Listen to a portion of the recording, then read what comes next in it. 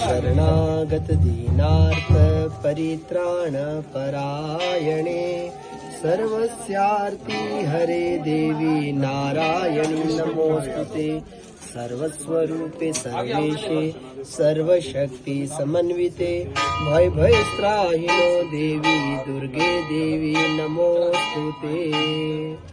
आज पौष मास कृष्ण पक्ष षष्ठी तिथि बुधवार का पवित्र दिन।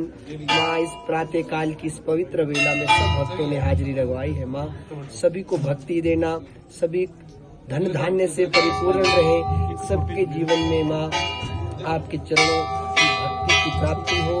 महामाई आज का दिन सफल करना, यात्रा सफल करना, खुशियों से झोलिए भरना। बोलो सच्चे दरबार की जय। जय माता दी, जय माता दी।